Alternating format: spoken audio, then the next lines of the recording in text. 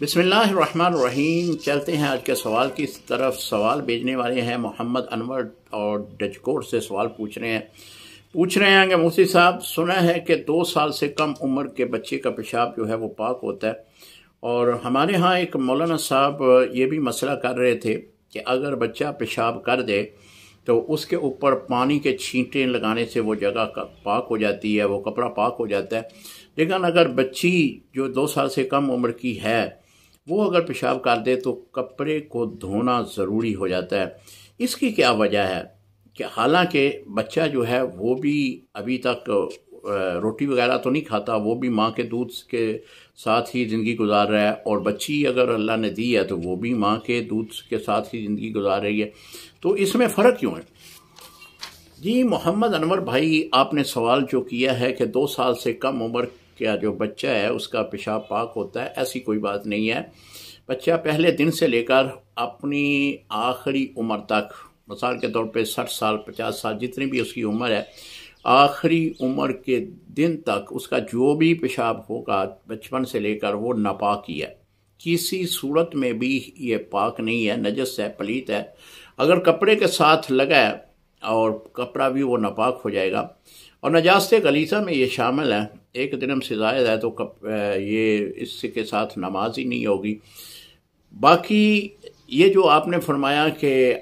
ایک مولانا صاحب سے آپ نے مسئلہ سنا تھا کہ نبی علیہ السلام کی حدیث مبارکہ کہ اگر بچے کا پیشاب کپڑے کے اوپر لگ جائے تو چھینٹے ماریں، اور بچی کا اگر لگے تو اس کو دھو لیں، اس کا کیا مطلب ہے؟ اصل میں ایک روایت ہے جس کو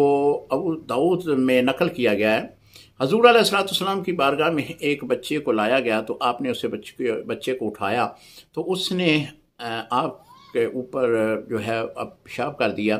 حضور علیہ السلام نے پانی منگوایا اور چھینٹے لگائے، بالکل روایت ایسی موجود ہے۔ لیکن امام مسلم شریف میں ایک روایت نقل کرتے ہیں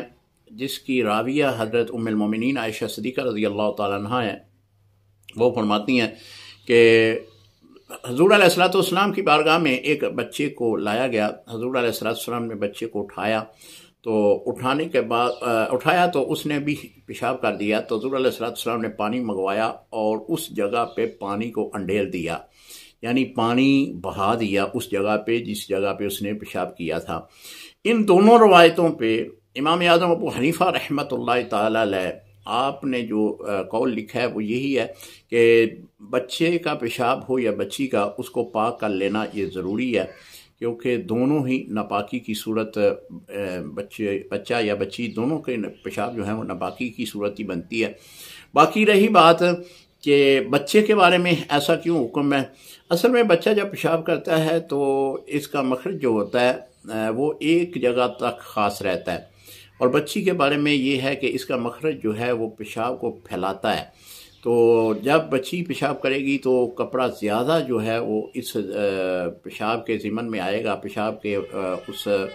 یعنی متاثر ہوگا وہ حصہ زیادہ، لیکن بچہ اگر پیشاب کرے گا تو اس کا چونکہ مخرج چھوٹا ہے، اس بنا پہ وہ مخصوص جگہ پہ اس کے علامات جو ہیں وہ رہیں گی، تو اس بنا پہ جو ہے وہ فرق ڈالا گیا ہے۔ لیکن جو آپ نے فرمایا کہ وہ بھی دودھ پیتا ہے، وہ بھی اس کا نہیں ہے معاملہ جو ہے وہ جو میں نے عرض کر دیا ہے۔ السلام علیکم ورحمۃ اللہ وبرکاتہ۔